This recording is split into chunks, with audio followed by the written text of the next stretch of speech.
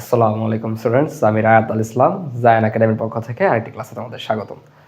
আজকের ক্লাসে আমরা দেখব স্কেলার অ্যান্ড ভেক্টর কোয়ান্টিটি কাকে বলে, কি কি।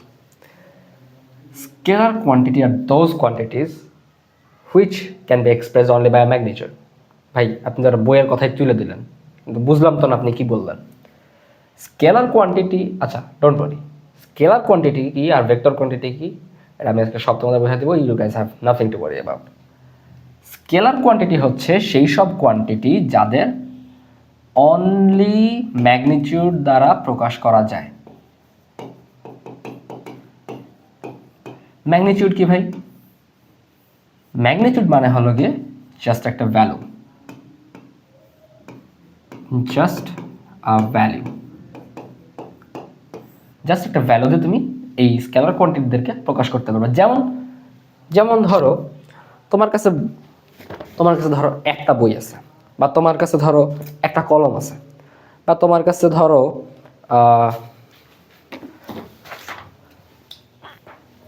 দুইটা ডাম্বেল আছে, দুইটা ডাম্বেল আছে। এখন এই যে একটা দুইটা, এই একটা দুইটা বলেই কিন্তু আমি আসলে বুঝাইতে পারতেছি যে আমার কাছে এক্স্যাক্টলি কি আছে বা কয়টা জিনিস আছে, রাইট? এইগুলো হলো গিয়ে স্কেলার কোয়ান্টিটি। যদি আমি এক্সাম্পল দিই, এখানে এক্সাম্পল হচ্ছে এক নম্বরে ধরো টাইম, প্রাইম এক্সাম্পল টাইম। টাইমের তুমি কি বলতে পারবা সোজা 1 মিনিট গেলাম, তারপর ডানে 5 মিনিট ডানে গেলাম, বা কি হ্যাঁ বলি 1 খ্রিস্টাব্দ পিছনে গেলাম, 1 খ্রিস্টাব্দ সামনে গেলাম। এটা তো হয় না। Like okay, I understand quantum stuffs and all the stuffs, ওগুলো আমরা বাদ দিচ্ছি আপাতত। আমরা জাস্ট বোঝার জন্য যদি আমরা বলি যে টাইমের তো আমরা আগে পিছিয়ে করতে পারতেছি না। সে তুমি 1 কেজি আগে যাবা, এটা কি হয়? এটা হয় না তো। তুমি জাস্ট যখন তুমি বলতেছো হ্যাঁ আমার কাছে 1 কেজি আলু আছে বা 1 কেজি পেঁয়াজ আছে, তখন আমরা বুঝতে পারতেছি হ্যাঁ এই ছেলেটার কাছে একটা সার্টেন অ্যামাউন্ট অফ কিছু একটা আছে। এইটাই হচ্ছে স্কেলার কোয়ান্টিটি।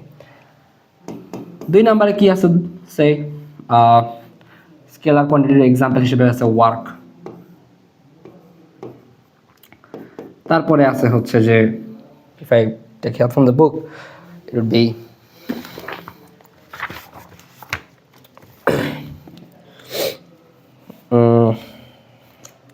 the temperature. তারপরে আরো অনেক কিছুই আছে, জাস্ট তিনটা শুড ওয়ার্ক। এখন ধরো হোয়াট অ্যাবাউট ভেক্টর কোয়ান্টিটি? ধরো তুমি 4 ফিট সোজা গেছো, দেন 5 ফিট ডানে গেছো, দেন 6 ফিট সোজা গেছো। দেখো তোমার একবার তুমি সোজা গেলা, একবার তুমি ডানে গেলা, একবার তুমি সোজা গেলা, একবার তুমি বামে গেলা। এ দেখো সবগুলো কিন্তু ডিরেকশনস আছে। তুমি 6 ফিট সোজা গেলে যা হবে, তুমি যেখানে পৌঁছাবা, তুমি 6 ফিট উল্টা দিয়ে গেলে তুমি তো একই জায়গায় পৌঁছাবা, অন্য জায়গায় চলে যাবা। তো দেখো ভেক্টরটা মানে ডিরেকশনটা কিন্তু এখানে ভেরি ইম্পর্টেন্ট। তুমি কোন দিকে যাচ্ছ এটা ছাড়া তো তুমি এক্সপ্রেস করতে পারছো না আমি সামনে যাচ্ছি না পিছনে যাচ্ছি। তুমি তো এক্সপ্রেস করতে পারছো না, তোমার একটা ডিরেকশন লাগতেছে। অ্যান্ড অফকোর্স এখানে কিন্তু একটা ম্যাগনিটিউডও লাগতেছে।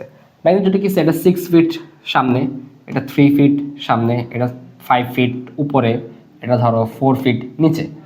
এই যে আমার একটা ম্যাগনিটিউড লাগতেছে এবং একটা ডিরেকশন, ম্যাগ অ্যান্ড ডির।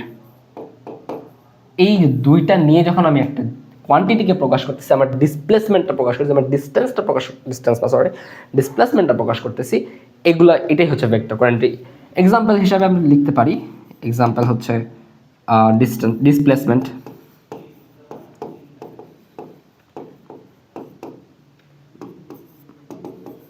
ভেলোসিটি,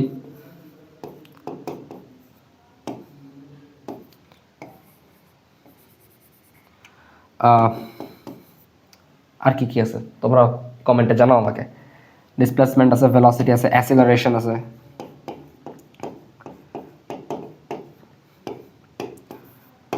তারপরে আরো কি আছে, ফোর্স, আরো অনেক এক্সাম্পলস আছে, এখানেও আরো অনেক এক্সাম্পলস আছে।